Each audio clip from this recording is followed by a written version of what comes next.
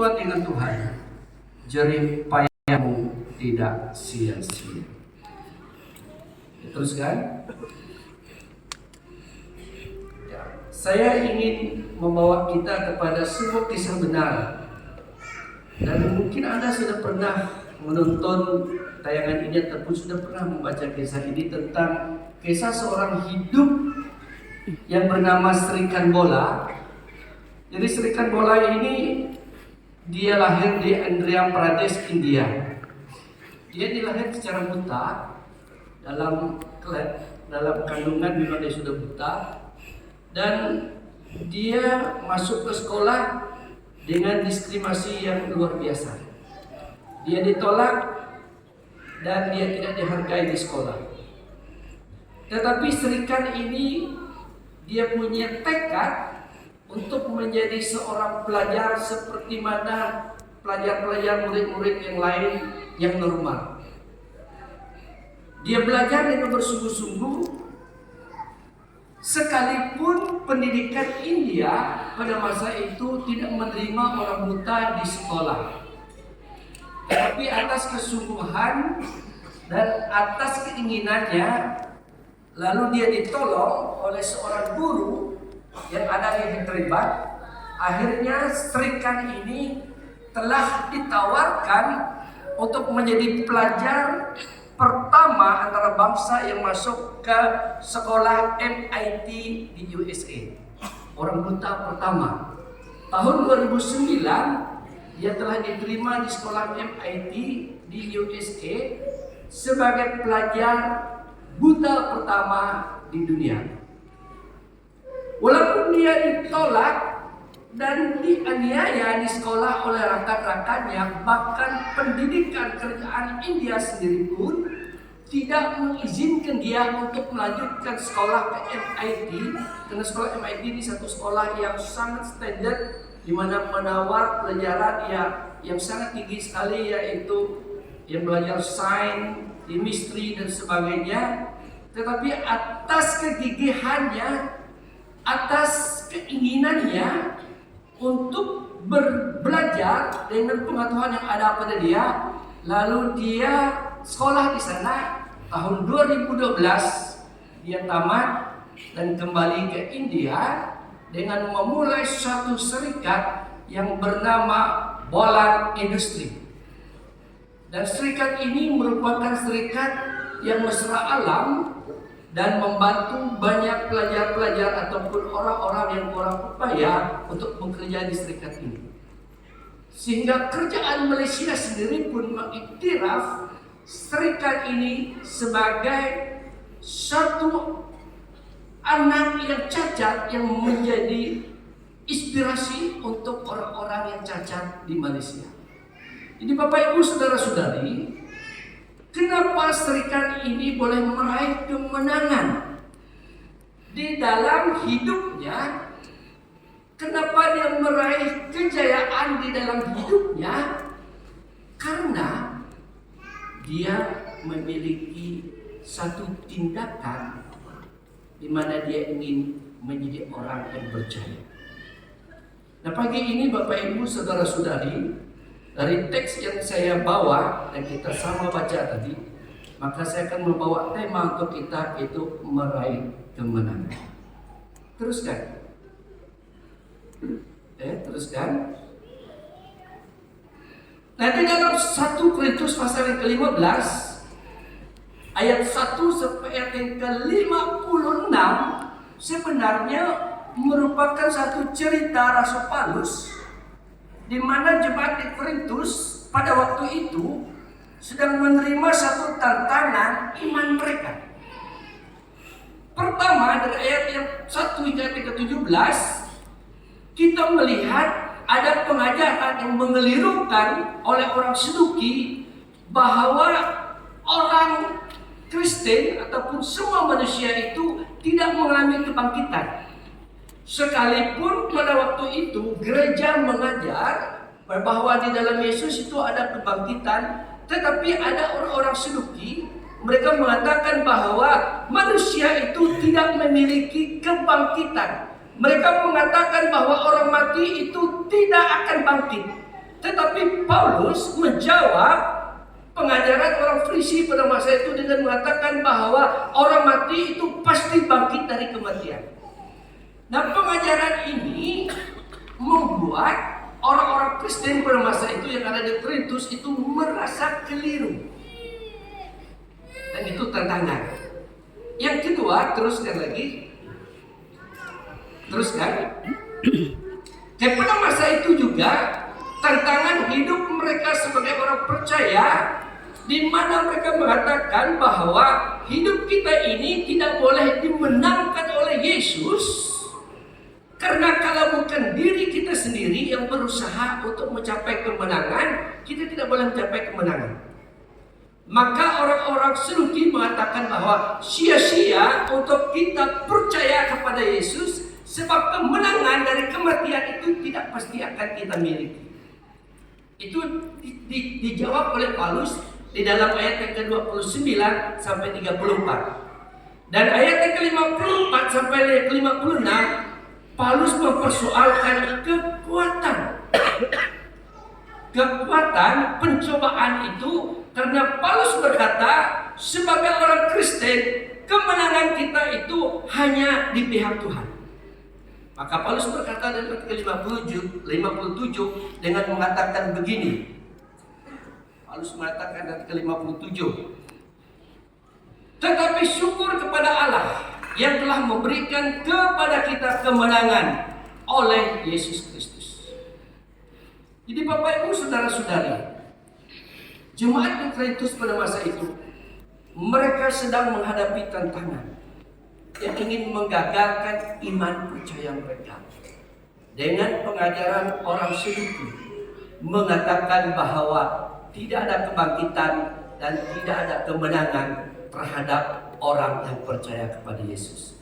Dan Paulus menjawabnya dengan mengatakan bahwa memang benar Yesus telah bangkit dari kematian, dan kemenangan orang Kristen, orang percaya itu hanya di pihak Tuhan. Dan maka di dalam ayat yang ke-58, sebentar nanti kita akan kupasnya. Teruskan. Dalam ayat yang ke-58, Paulus menyatakan tindakan untuk kita meraih kemenangan di dalam Tuhan.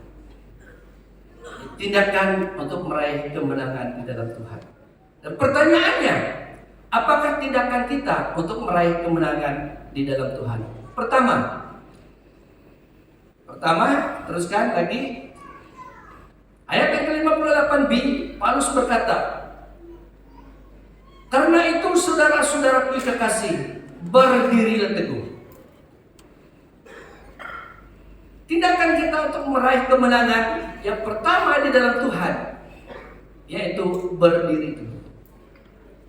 Berdiri teguh itu artinya, teruskan, yaitu meyakinkan tanpa ragu-ragu tentang kebenaran bahwa Tuhan Yesus adalah Tuhan dan benar sudah bangkit dari kematian. Kita kembali lagi kepada ayat pertama sampai yang ke-17. Ayat pertama sampai yang ke-17, Paulus mempersoalkan ajaran orang Saduki. Kenapa kamu mengatakan bahwa di dalam Tuhan itu tidak ada kebangkitan? Aku sendiri, kata Paulus dalam ayat yang ke-14, aku sendiri telah melihat Tuhan. Kalau bukan Tuhan itu tidak bangkit, maka sia-sia aku menjadi pengikut Kristus. Dan Paulus berkata, ayat ke-20, bahwa Tuhan Yesus itu memang benar bangkit. Nah, dari statement Paulus ini, maka dia mengingatkan, dia mengajar orang di Korintus supaya di dalam Tuhan ada tindakan kita untuk tidak kalah terhadap pengajaran palsu dari orang Saduki. Jadi tindakan kita adalah berdiri teguh, artinya meyakinkan tanpa ragu-ragu bahwa Yesus Tuhan benar sudah bangkit dari kematian. Itu artinya yang Paulus katakan berdirilah teguh. Berarti Paulus ingin mengulang statementnya dalam ayat ke-20 bahwa memang benar Yesus sudah bangkit, maka berdiri teguhlah kita tentang kebenaran Yesus itu sudah bangkit dari kematian. Itu artinya Mengapa Paulus berkata dalam ayat ke-58, karena itu saudara-saudaraku, berdirilah teguh.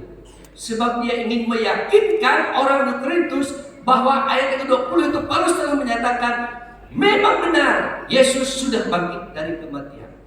Karena aku sendiri, karena saya sendiri, karena banyak orang yang sudah melihat dan sudah tahu Yesus itu sudah bangkit. Maka dengan itu berdirilah teguh, jangan kamu mau disesatkan. Itu artinya kenapa Paulus mengatakan untuk mereka berdiri teguh. Nah, kalau mereka berdiri teguh dengan meyakinkan Yesus itu benar sudah bangkit, maka mereka meraih kemenangan di dalam iman percaya mereka. Mereka meraih kemenangan. Yang kedua, apa artinya berdiri teguh? Yaitu supaya mereka menanamkan ketaatan pada janji firman Tuhan bahwa Yesus akan datang sebagai Raja, lalu mengumpulkan semua orang percaya di dalam kerajaan surga. Itu artinya berdiri teguh. Berdirilah teguh, kata Paulus, supaya kamu harus menanamkan ketaatan pada janji firman Tuhan. Yesus itu pasti datang sebagai Raja dan mengumpulkan semua orang percaya dalam kerajaan surga. Kita melihat itu di dalam 1 Tesalonika pasal 4 ayat 14 hingga ke-17. Tidak perlu saya kita membaca ayat ini. Jadi kita kembali kepada kisah di Tesalonika sekejap. Orang di Tesalonika, ada satu ajaran yang datang di Tesalonika pada masa itu dari ajaran Gnostik. Ajaran Gnostik ini mereka mengatakan bahwa tubuh kita ini adalah tubuh yang kalau kita mati, matilah. Ya, kalau kita mati, matilah. Kalau ikut pengajaran Buddha, ada di Hindu kan, kalau orang mati, kalau dia baik, dia akan menjadi manusia kembali. Ya, kalau dia jahat, dia akan menjadi babi lah. Ya, maka jangan heran kalau banyak babi yang jahat-jahat.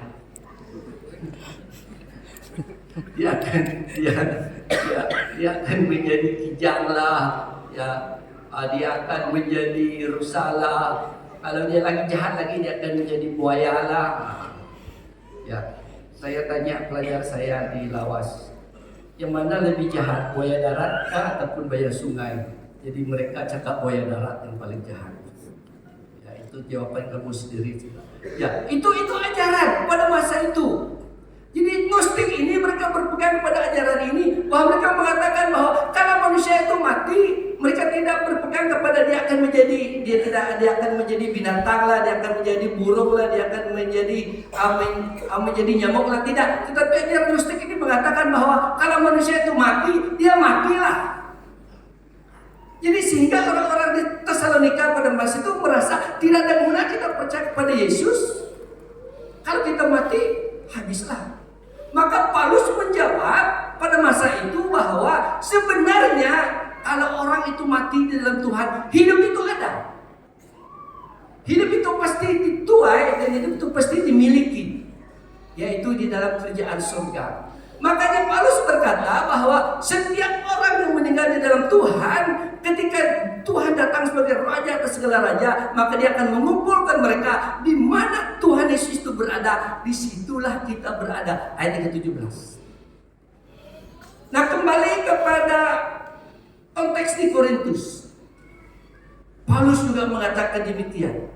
Untuk kita meraih kemenangan, kata Paulus, harus kita berdiri teguh. Artinya ada ketaatan pada janji firman Tuhan bahwa Yesus itu benar sebagai Raja yang datang, yang akan mengumpulkan kita bersama-sama dengan Dia di mana Dia berada. Itu arti yang kedua, berdiri teguh. Yang ketiga, kepastian bahwa saat kita percaya dan menerima Yesus sebagai Tuhan dan Juru Selamat, kita juga turut dibangkitkan oleh Yesus. Ini Paulus tegaskan kembali lagi dalam 1 Korintus 15 ayat ke-22. Paulus mengatakan dalam ayat ke-22 itu, maka kalau ada kebangkitan Yesus yang waktu dia meninggal dan dia bangkit dari kematian, pasti juga kita yang percaya pada Yesus itu dibangkitkan. Dan Paulus sebenarnya juga ingin mengimbau orang-orang di Korintus bagaimana Yesus membangkitkan Lazarus yang sudah mati 4 hari. Itu sebenarnya 3:22. Jadi Paulus ingin mengatakan bahwa setiap orang percaya itu akan dibangkitkan. Makanya ketika Yesus datang kepada Maria dan Marta, Marta berkata, "Oi Tuhan, jangan pergi ke kubur Lazarus. Mau dia sudah 4 hari dia sudah meninggal. 4 hari dia sudah mati. Jangan pergi." Tetapi Yesus bertanya, "Marta, percayakah kamu kepadaku? Kalau setiap orang percaya kepadaku, maka dia akan hidup." Yesus berkata, "Akulah kebangkitan dan hidup." Dan Yesus pergi ke kubur Lazarus. Lalu Yesus berkata, "Buka pintu kuburnya." Lalu mereka membuka. Dan Yesus berkata, "Lazarus, keluarlah." Maka Lazarus pun bangkit dan keluar dari kubur. Dan Paulus sebenarnya mengingatkan kepada orang di Korintus supaya mereka tidak keliru terhadap ajaran orang Saduki. Dan berdirilah teguh, kata Paulus, itu artinya kita sendiri harus yakin. Kita sendiri harus percaya bahwa di dalam Tuhan itu kita pasti dibangkit. Ada yang punya buku Heaven is so real kan? Surga itu nyata. Ada yang pernah membaca. Ya, walaupun buku itu saya tidak setuju 100%, tapi buku itu sebenarnya menyatakan kepada kita bahwa pasti ada kebangkitan bagi orang yang percaya. Ya, memang ada beberapa di dalam buku itu yang saya kurang setuju. Tapi sebenarnya dari kesimpulannya, buku yang ditulis oleh seorang Korea, perempuan Korea itu, Heaven is so real, itu sebenarnya meyakinkan saya bahwa pasti kalau saya percaya pada Yesus, bahwa surga itu memang ada, hidup kekal itu ada miliknya saya. Nah, untuk meraih kemenangan, kata Paulus, supaya kita tidak kalah di dalam pengajaran orang Saduki ini, kita harus berdiri teguh. Kita harus berdiri teguh. Jadi Bapak Ibu saudara-saudari, dalam kehidupan kita, untuk kita meraih kemenangan di dalam kehidupan kita sebagai orang percaya, khususnya tentang keselamatan kita harus berdiri teguh. Yakin bahwa Yesus sudah bangkit. Yakin bahwa Yesus itu telah menyediakan tempat untuk kita di surga. Dan yakin bahwa saya sendiri, kalau saya mati hari ini, kalau saya meninggal hari ini, pasti hidup kekal itu milik saya. Dan kalau kita memiliki pikiran begini dalam hidup kita, maka kita pasti meraih kemenangan di dalam hidup kita. Yang kedua, apa tindakan untuk meraih kemenangan? Ayat yang ke-58c, Paulus berkata, "Jangan goyah." Karena itu saudara-saudaraku, berdirilah teguh, jangan goyah. Apa maksud Paulus lagi dengan kata jangan goyah ini? Oke, terus. Paulus itu bermaksud supaya kesetiaan kita atas pengakuan iman, supaya tidak diombang-ambingkan oleh banyak pengajaran palsu yang menyesatkan. Jangan goyah artinya kesetiaan kita atas pengakuan iman. Artinya di sini saat kita mulai menerima Yesus, saat kita mengakui Yesus sebagai Tuhan dan Juru Selamat kita, mengaku menerima Dia dalam hati kita sebagai Tuhan dan Juru Selamat kita, harus kita pegang kepada pengakuan itu. Jangan goyah. Jangan goyah. Bila Anda itu pertama kali menerima Yesus dalam hidup Anda, saya tidak lupa saat saya lahir baru yang kedua. Saya masih ingat. Saya merayakan hari jadi saya lahir baru di dalam Tuhan. 5 hari bulan 11 1989. Itu saat saya lahir baru. Artinya saat saya menerima Yesus, mengaku Yesus sebagai Tuhan dan Juru Selamat saya. Dan itu yang Paulus katakan, saat kita menerima Yesus, di mana kita pertama kali menerima Yesus, mengaku Dia sebagai Tuhan dan Juru Selamat kita harus berpegang, jangan diombang-ambingkan oleh pengajaran-pengajaran palsu. Jadi itu yang Paulus maksudkan. Karena itu berdiri teguh artinya dia ingin mengingatkan mereka kembali supaya di mana mereka pertama kali menerima Yesus sebagai Tuhan dan Juru Selamat dalam hidup mereka, harus mereka mengaku dan pegang itu kuat-kuat. Tidak pilih siapa yang membuat kita bertobat, dari pesta mana kita bertobat, di kebaktian mana kita bertobat, di mana kita bertobat, tetapi yang paling penting kata Paulus adalah peganglah itu. Pengakuan iman kita, peganglah. Yaitu arti kata Paulus tentang jangan goyah.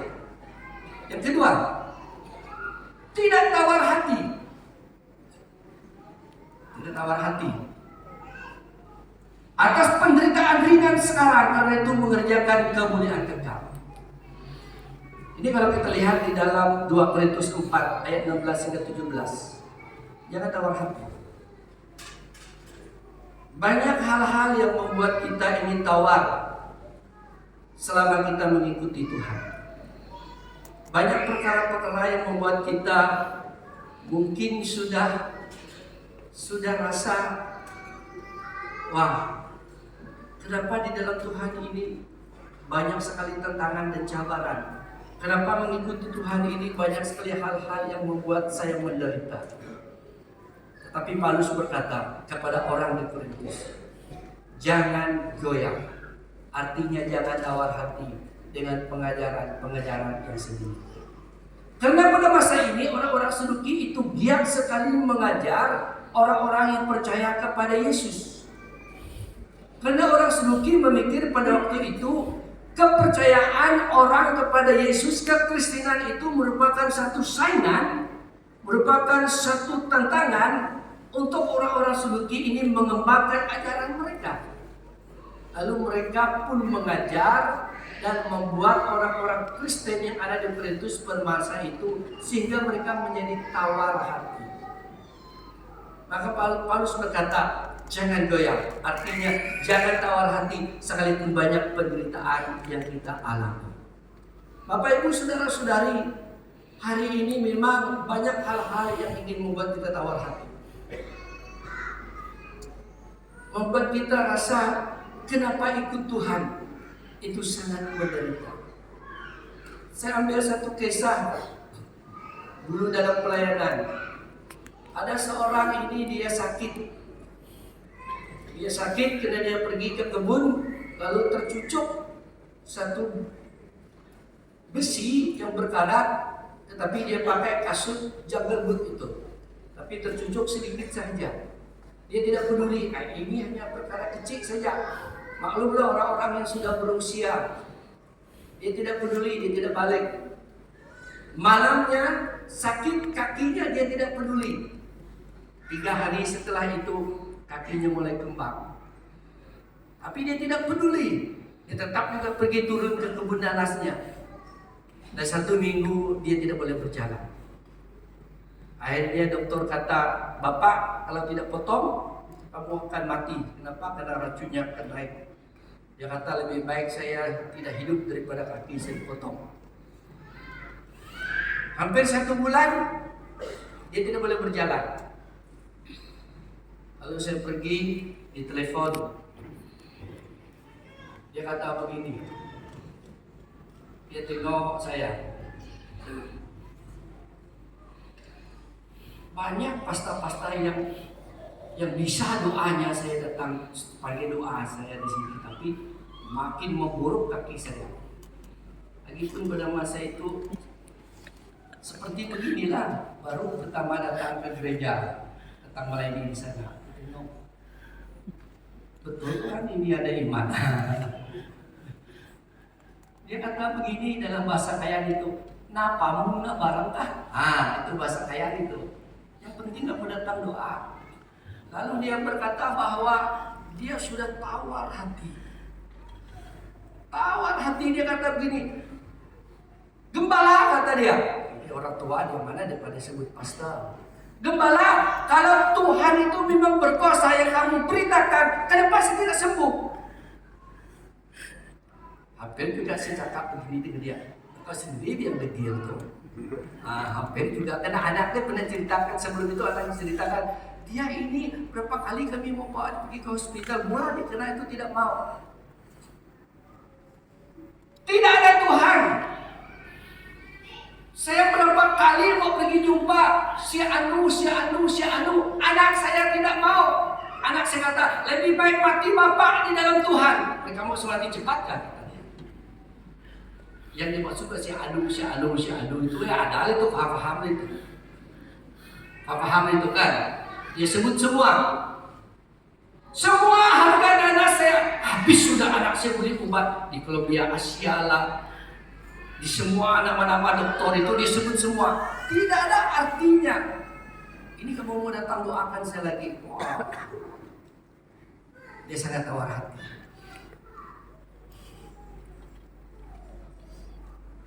Jadi Paulus berkata kepada orang di Korintus, jangan goyah. Artinya sekalipun banyak pengajaran yang membuat kita tawar hati, jangan goyah. Yang ketiga artinya jangan goyah. Senantiasa memiliki pengharapan bahwa hidup kekal itu pasti milik orang percaya kepada Tuhan Yesus, karena tidak ada mana kuasa yang boleh memisahkan kita dari kasih Kristus. Itu Paulus katakan dalam ayat 53 dan 55. Kalau kita kembali kepada ayat 53, kita kembali kepada 1 Korintus lagi. Ayat 53. Karena yang binasa itu harus mengenakan yang tidak binasa, dan yang dapat mati harus mengenakan yang tidak dapat mati. Dan sesudah yang dapat binasa itu mengenakan yang tidak dapat binasa, dan yang dapat mati itu mengenakan yang tidak dapat mati. Maka genaplah firman Tuhan tertulis, maut telah ditelan dalam kemenangan. Hai maut, di manakah kemenanganmu? Hai maut, di manakah sengatmu? Jadi Paulus berkata harus memiliki pengharapan. Dalam Roma 8 ayat ke-35 ayat ke-39 juga berkata, siapakah boleh memisahkan kita dari kasih Allah? Tidak ada. Baik penindasan dan apapun mana kuasa yang ada di bawah kolong langit ini tidak boleh memisahkan kita dari kasih Allah. Artinya pengharapan kita untuk memiliki hidup yang kekal itu pasti ada. Makanya Paulus berkata, jangan goyah, katanya, karena tidak ada sesuatu yang boleh memisahkan kita dari kasih Allah. Jangan goyah. Maka Paulus menyindir orang-orang Saduki sebenarnya. Ini sindiran Paulus kepada orang-orang Saduki sebenarnya. Ayat yang ke-53 sampai yang ke-56 sindirannya kepada orang-orang Saduki. Dia menyindir mereka. Dan dalam masa yang sama, dia mengingatkan orang-orang Kristen supaya jangan goyah. Tidak ada yang boleh mengalahkan kita. Tidak ada yang boleh merebut hidup kekal itu dari kita. Tidak ada. Maka dengan itu jangan goyah. Harus memiliki pengharapan bahwa hidup kekal itu pasti milik kita. Nah, kalau kita jangan goyah dalam hidup kita, saat Yesus datang dalam dunia ini sebagai Raja, maka kemenangan itu akan kita raih dalam hidup kita. Memiliki hidup yang kekal. Yang ketiga, saya ambil contoh lagi di sini tentang memiliki pengharapan hidup yang kekal. Ini satu contoh pelayanan saya tahun 2004. Tahun 2004 ada jemaat kami meninggal, seorang bapak yang meninggal. Setelah dia dikuburkan, lalu istrinya itu merasa susah hati. Cemana sih punya suami dia, masuk surga atau tidak dia? Jadi jangan kita begitu, masuk surga atau tidak, masuk surga atau tidak. Karena dia berpikir dia saja yang sedia ke kebaktian. Bapak-bapak, kita tidak tahu hidup kita ini. Kalau kita, jangan buat istri kita susah kalau kita dipanggil oleh Tuhan. Kalau begitu rajin-rajinlah dan kuatlah dalam Tuhan, supaya kalau Tuhan panggil kita, ya istri kita itu senang-senang. Sebab suaminya ini begitulah dia. Dikatakan Kristen Christmas, tidak pun. Kristen Hari Bapak, tidak pun. Kristen ulang tahun gereja, tidak pun. Jadi dia muncul sekejap, begitu-begitu dia. Jadi waktu dia meninggal, istrinya ini sangat susah hati. Masuk surga atau tidak suami saya ini? Lalu dia mencari jawaban. Dan ada kumpulan orang yang tahu orang masuk surga atau tidak. Ini luar biasa. Ada beberapa kumpulan. Kalau orang itu mati dia masuk surga atau tidak, ada kumpulan yang tahu. Lalu dia panggil kumpulan ini. Kumpulan ini bukan orang lain. Orang-orang kita SIB juga, orang-orang kita BIN. Datang mereka. Beberapa orang, kalau tidak silap 5 atau 6 orang. Lalu mereka berdoa. Lalu seorang di antara mereka berkata begini, Bu, kaki suami kamu satu di neraka, satu di surga. Luar biasa.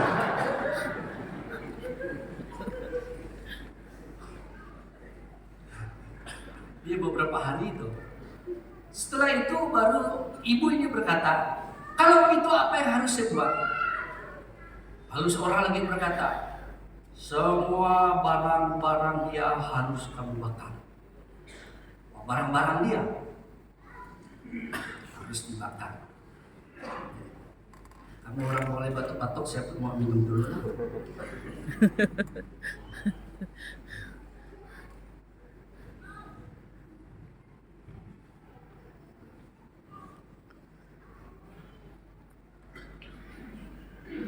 Lalu dia berkata, barang-barang yang mana? Lalu mereka mulai tunjukkan. Pertama-tama barang-barang alat-alat kebudayaan. Setelah itu hantaran-hantaran kawin, gambar-gambar kawin yang berkaitan dengan dia harus dibakar. Lalu mereka mulai kumpul itu barang. Ya. Pikiran Rumin, kalau ada baju ikan di rumah jangan pakai. Lalu kumpul. Dan ada adiknya yang hadir pada masa itu, lalu datang berlari. Datang itu sekitar dekat jam 8 malam lah. Saya sedang duduk-duduk dalam bilik.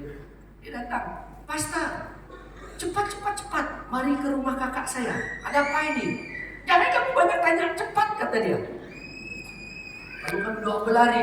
Karena rumah kami tempat kami sewa dengan rumah dia itu hanya begini saja, sebelah dapur saja yang ada satu parit memisah. Tapi saya tidak boleh ikut ini dapur, saya harus ikut ini depan. Lalu kami doa berlari. Mula-mula sejalan saja. Dia kata, Pasta, tepurung, kata dia dalam bahasa Melayu. Berlari kamu. Baik, boleh tahan juga ini berlari. Lalu kami doa berlari. Dari rumah saya tempat kami sewa tinggal itu ke sini, kalau kita jalan kaki mungkin dalam 2 menit ataupun 3 menit begitu. Untuk berlari sampai di sana, inilah yang saya maksud tuh. Saya tengok anak lelakinya umur pada masa itu dalam kurang 8 atau 9 tahun umur anak lelaki yang paling kecil. Dia menangis pegang satu baju kot bapak dia, baju kot yang begini, cantik lagi itu, harga dalam 500-600. Dia menangis. Saya tidak mau bagi ini, kata dia. Tapi mama dia berkata, dia bujuk, nah, bagilah. Kalau kamu mau jumpa bapak kamu di surga lain kali, bagilah, kata mamanya. Wah, lalu saya sampai di sana. Saya tanya dengan ibu ini, Bu, kenapa semua barang-barang ibu? Oh, Pastor, ini mereka ini sudah berdoa tadi. Mereka mengatakan bahwa kaki suami saya satu di neraka, satu di surga. Dan kalau dia mau masuk surga terus, semua barang ini harus dibakar. Oh, begitu kan ya? Saya mau berdebat tentang Alkitab, nanti panjang. Kita tahu siapa menang, siapa kalah. Tentang teologinya. Lalu saya bagi hikmat dari Tuhan. Ini 2004, ini di Miri. Lalu saya bertanya kepada mereka, saya mau tanya, semua barang ini harus dibakarkah supaya mendiang suami dia masuk surga? Ya, Pastor. Kalau tidak, inilah menghambatkan keselamatan suami dia. Oh, begitu kan? Ya. Saya tidak mau tanya apa dasar Alkitabnya. Saya tanya ulang lagi. Betul-betulkah kalau semua ini dibakar, suami dia masuk surga? Kami sudah berdoa beberapa kali tadi, Pastor. Memang Tuhan telah mengatakan dengan jelas, kalau semua ini dibakar, dia masuk surga. Oke? Saya setuju. Saya pun mau suami dia masuk surga. Saya tanya untuk terakhir kali, semua barang-barang dia kah? Ya, apapun barang-barang yang berkaitan dengan dia harus dibakar. Oke. Lalu saya mulai berdiri. Ada satu kereta wajah putih. Saya tanya dengan istri, Bu, siapa punya kereta ini? Dia, pakai bakar. Lalu saya tanya, Bu, ada duit dia di bank kah? Ada. Oke, pergi ambil, bakar. Kan duit kan? Karena mereka kata semua yang berkaitan. Saya tanya lagi, Bu, siapa punya rumah ini? Dia punya. Kata saya, oke, bakar. Kan mereka kata semua yang berkaitan dengan dia bakar. Pula baju kot, seluar, parang yang bagus-bagus itu disuruh bakar. Lalu saya tanya lagi, Bu, siapa punya 3 orang anak ini? Dia punya anak, bakar. Langsung kita lari. Masuk dalam kereta, ambil barang itu lagi, gantung balik lagi. Nah, ini merupakan pengajaran di mana pada masa itu orang-orang Saduki itu membuat orang-orang Kristen di Korintus itu merasa goyah tentang keselamatan, tentang hidup yang kekal itu. Maka Paulus berkata, jangan goyah. Kalau kita sudah memiliki pengharapan bahwa hidup kekal itu pasti milik kita, peganglah itu. Apapun pengajaran yang datang. Wah, hari ini banyak sekali pengajaran yang datang tentang keselamatan kita. Macam-macam. Ada satu orang berkata begini, ini 2-3 tahun yang lalu, berkata begini, kalau kamu berdoa, berpuasa, begini tuh, kalau kamu sakit, dokter kata, tidak ada harapan lagi untuk hidup. Berdoa, puasalah 40 hari 40 malam, kamu pasti masuk surga. Seperti mana Tuhan Yesus 40 hari 40 malam berpuasa di padang gurun. Wow, sudah sakit disuruh berpuasa lagi, cepat mati gitu. Itu pengajaran yang mengelirukan. Maka jangan goyah. Apapun pengajaran yang datang, yang ingin menggagalkan hidup kekal kita, jangan goyah. Tapi harus memiliki pengharapan bahwa hidup kekal itu pasti milik orang percaya. Kalau kita goyah dan dikalahkan dengan pengajaran demikian, maka kita tidak meraih kemenangan di dalam Tuhan. Saat Tuhan panggil kita, tidak akan meraih kemenangan. Jadi selama hidup kita, apapun ajaran-ajaran yang datang, jangan goyah. Lebih lagi ingin menggagalkan keselamatan kita. Karena Yesus berkata, Akulah jalan, keselamatan dan hidup. Barang siapa percaya kepadaku, yang pasti memiliki hidup yang kekal. 1 Yohanes 4 ayat 1, Yohanes 14 ayat ke-6 dan Kisah Rasul 4 ayat ke-12. Tidak ada nama lain di bawah kolong langit ini, yang hanya di dalam Yesus ada keselamatan. Dan Petrus berkata kepada orang-orang Israel, sewaktu hari Pentakosta terjadi, kalau kamu mengaku dengan mulutmu Yesus adalah Tuhan dan menerima Dia dalam hatimu, maka hidup kekal itu menjadi milik kamu. Jadi orang-orang di Korintus ini diperdayakan. Tapi Paulus berkata, jangan goyah, berpengharapanlah. Jadi sebab itu Bapak Ibu Saudara-saudari jemaat Tuhan, setelah ini pasti banyak pengajaran yang menyesatkan tentang hidup kekal, tentang keselamatan kita. Macam-macam mereka cakap supaya kamu nanti tetap hidup begini, ini harus kamu lakukan. Jangan goyah. Ingat, saat kamu menerima Yesus sebagai Tuhan Juru Selamat, peganglah itu. Saat Yesus sampai kita dari dunia ini ke surga, hidup itu pasti milik kita. Yang ketiga, bagaimana meraih kemenangan apa tindakan kita? Paulus berkata, giat selalu dalam pekerjaan Tuhan. Nah, kita kembali lagi kepada kisah di Korintus. Karena mereka diajar oleh orang Saduki pada masa itu, tidak ada kebangkitan. Tidak ada kebangkitan. Lalu orang-orang Kristen di Korintus pun mulai tidak mau melayani Tuhan. Tidak mau mereka melayani Tuhan sudah. Ya ada yang, apa guna melayani Tuhan? Apa guna jadi deacon? Apa guna jadi penyambut tetamu? Apa guna pergi pemain musik? Apa guna menjadi worship leader?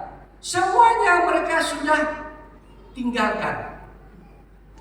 Karena mereka berpikir nanti kita mati, mana ada kebangkitan? Sia-sia.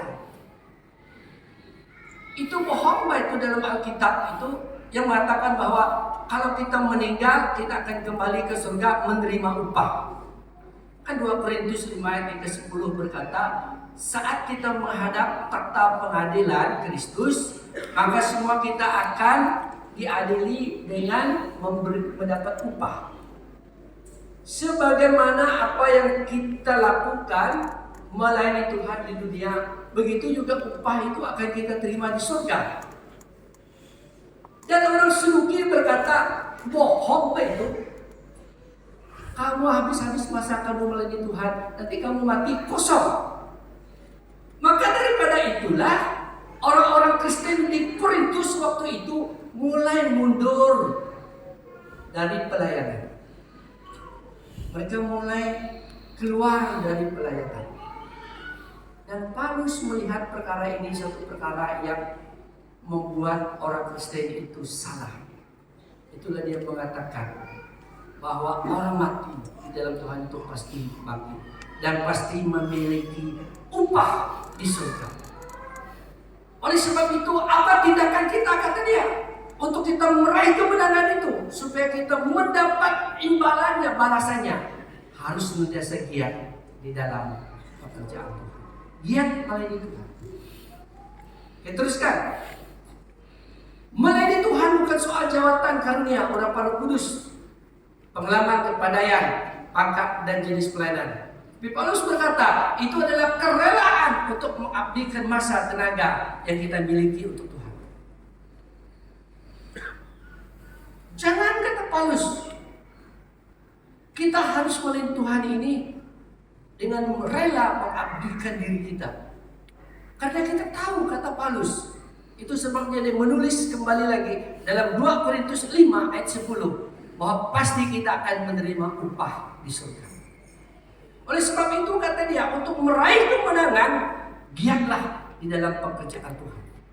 Sebab Paulus berkata, kita lihat dalam ayat yang terakhir, 1 Korintus 58 yang terakhir. Sebab kata Paulus, jerih payahmu itu tidak sia-sia. Walaupun sekarang ini kamu membagi tenaga kamu, masa kamu banyak untuk melayani Tuhan, Paulus berkata jerih payah kita itu tidak sia-sia. Kenapa Paulus mengatakan supaya mereka giat dalam pelayanan Tuhan? Teruskan lagi. Karena melakukan pekerjaan Tuhan tanpa kita sadar, pelayanan itu memberkati banyak orang, walaupun kurang bermakna bagi pandangan orang lain. Kita kembali lagi sedikit kepada case di Korintus. Lagipun pada masa itu di Korintus itu terjadi masalah di Korintus, di mana ada orang-orang yang merasa mereka dipakai oleh Tuhan. Makanya Paulus itu menulis tentang karunia di sana. Nah, dalam masa yang sama masalah itu datang. Dalam masa yang sama orang Saduki lagi membuat orang-orang di Korintus itu supaya mereka meninggalkan pelayanan. Sudah pun mereka ada masalah tentang, ya, saya ini punya karunia ini, saya ini punya karunia ini, saya ini punya karunia ini. Sudah pun mereka ada masalah yang sedemikian, datang lagi orang Saduki yang mengajar mereka supaya ya jangan melayani Tuhan. Lebih baik kamu undur saja sebab tidak ada kebangkitan. Jadi dari sana pun mereka yang merasa diri mereka itu tidak punya karunia yang hebat, lalu mereka mulai undur dari pelayanan. Itu terjadi pada masa itu. Maka Paulus itu menasihati mereka untuk meraih kemenangan. Tindakan kita ada senantiasa giat dalam pelayanan Tuhan. Artinya harus melayani walaupun pelayanan itu kita lihat kurang bermakna. Tapi yang Paulus ingin katakan adalah harus senantiasa melayani Tuhan. Dan di dalam hidup kita, satu perkara yang kita ingin melayani Tuhan itu adalah karena kita tahu bahwa pelayanan kita itu memberkati orang tanpa kita sadar. Itu pertama. Yang kedua, karena dalam pelayanan kita itu sendiri membuat Tuhan menghitung di kirbatnya, di tabungnya Tuhan itu. Waktu kita kembali nanti, Tuhan akan memberi upah itu kembali kepada kita. Nah, saya ingin membawa satu contoh tentang baldi yang pecah. Tapi saya ingin tekankan di sini adalah tanpa kita sadar, pelayanan kita itu memberkati banyak orang. Tanpa kita sadar, pelayanan kita itu memberkati banyak orang. Ini satu cerita. Ada seorang, rumah dia itu tak ada pipe. Dia harus mengangkat air dari sungai ke rumah.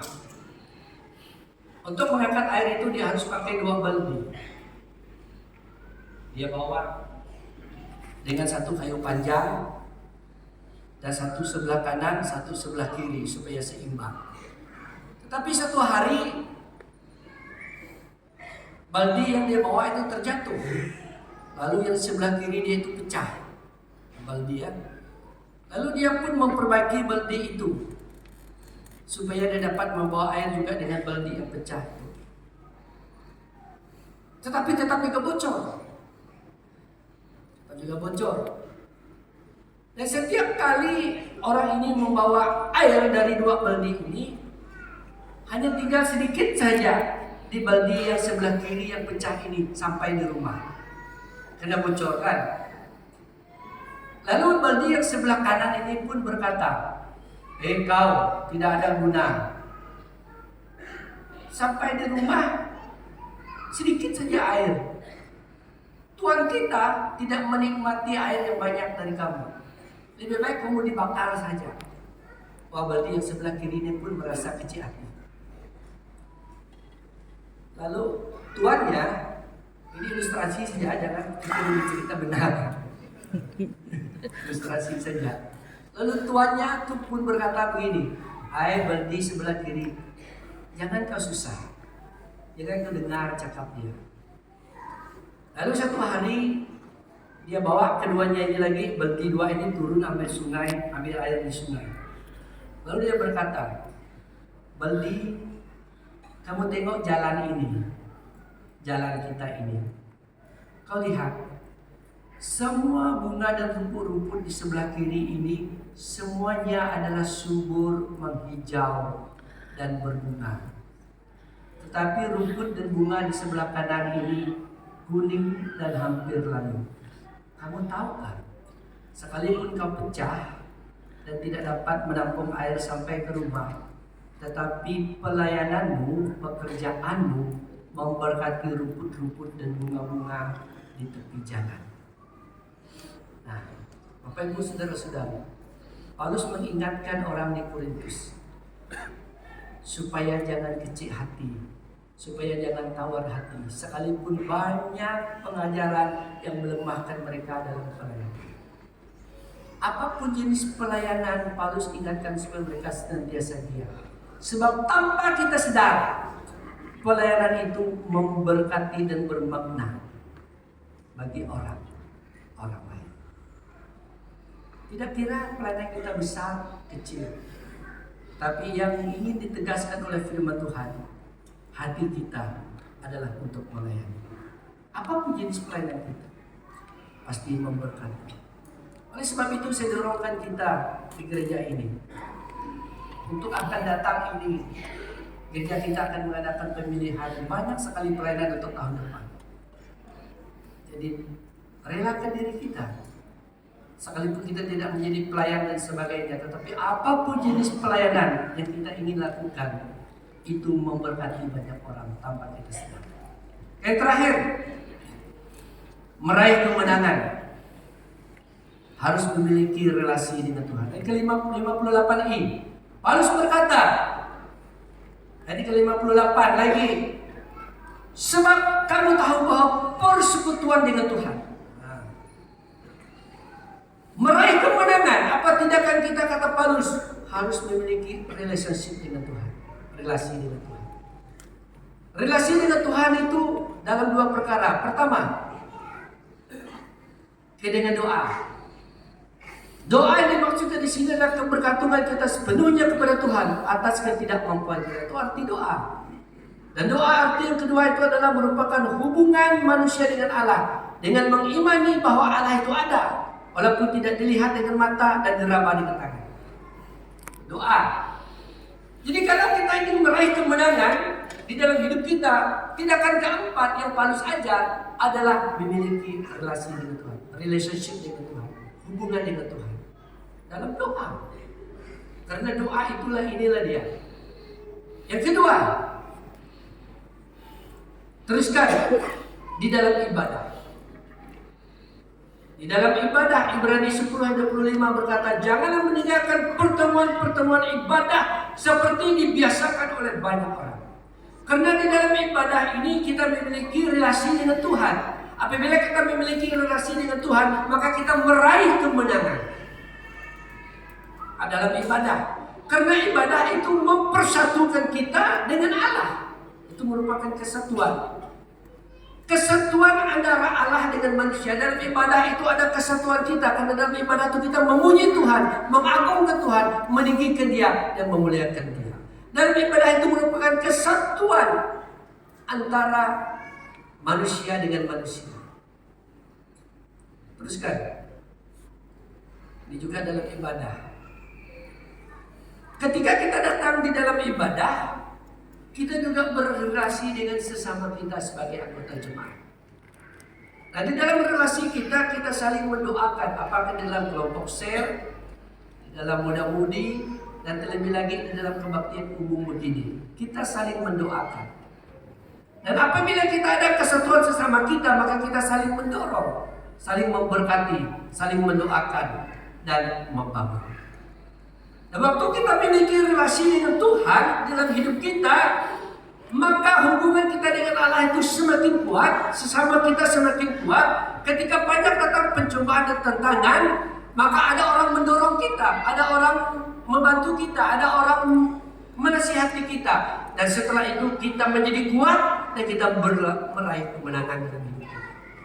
Dan kalau kita tidak setia dalam ibadah kita, kalau tidak setia di dalam persekutuan kita bersama orang percaya, pertemuan ibadah kita, maka ketika kita itu di dalam masalah, ketika kita itu di dalam kesusahan dan sebagainya, tidak ada orang yang mendorong kita, yang membangun kita, maka lama-lama kita akan menjadi mundur dan lemah dalam iman kita.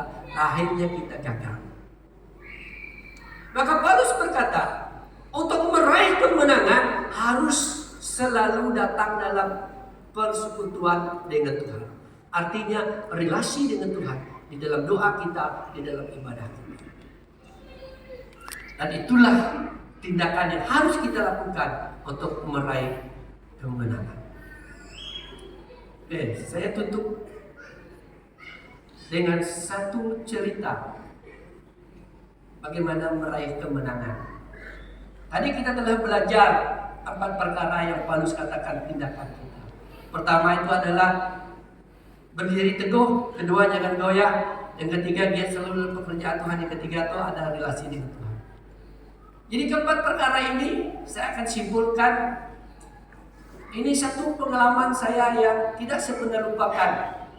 Waktu saya sekolah di SMK Song, ini berlaku tahun 1984. Pada tahun itu ada satu acara meraya Hari Guru. Yang meraya Hari Guru.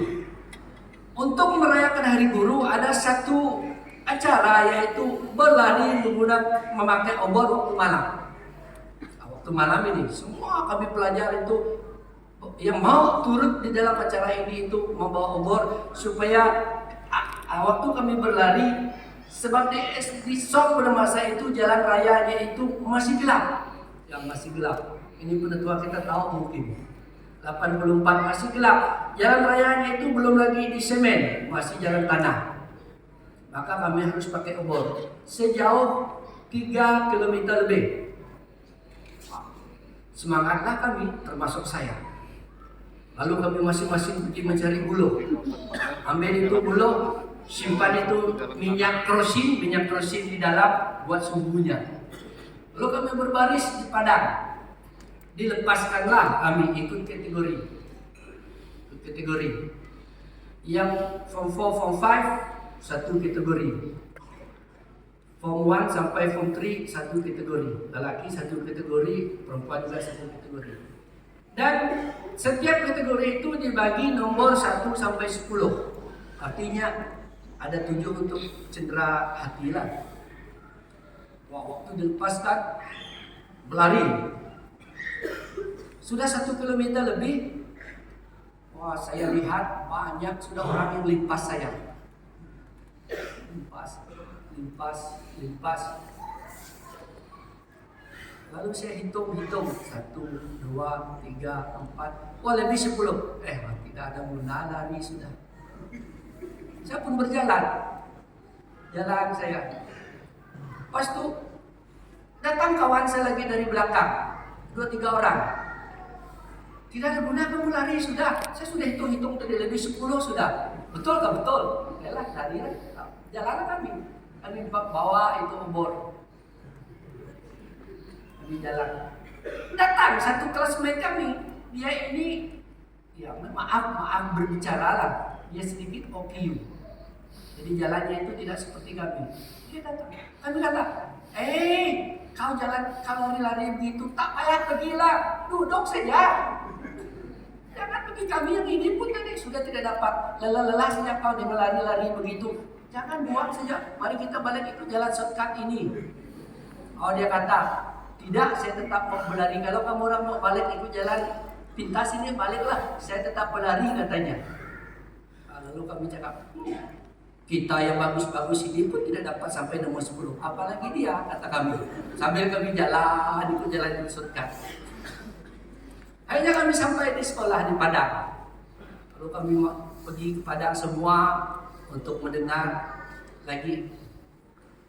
Pas itu sampai kepada penyampaian hadiah. Lalu dibagi kepada kategori pertama senior, tingkatan 4 sampai 5. Lalu disebut. Yang ketiga disebut kedua dan pertama. Setelah itu dipanggillah untuk 7 orang sagu hati. Disebutlah sagu hati yang pertama, yang kedua, ketiga, keempat, kelima, keenam, yang ketujuh mereka sebut yang kami usik, yang OKU tadi itu. Pas dia yang ketujuh. Matilah. Itu cerita, itu pengalaman itu tidak pernah saya lupa. Nah, kenapa dia beroleh kemenangan? Kenapa dia beroleh hadiah? Karena dia berdiri teguh, giat, senantiasa, jangan goyah dengan kata-kata kami. Dia tidak goyah, dia kata, duduk saja Pak. Dia tidak goyah, dia tetap terus saja. Akhirnya dia beroleh kemenangan. Kami yang sehat-sehat ini, yang bagus-bagus ini, tidak mau. Akhirnya ampunan tidak ada. Jadi dari sana saya belajar satu perkara. Apapun di dalam Tuhan, saya harus senantiasa meraih kemenangan dengan berdiri teguh, dengan jangan goyah, giat dalam pekerjaan Tuhan, dan ada persekutuan dengan Tuhan. Mari kita berdoa, kita berdiri.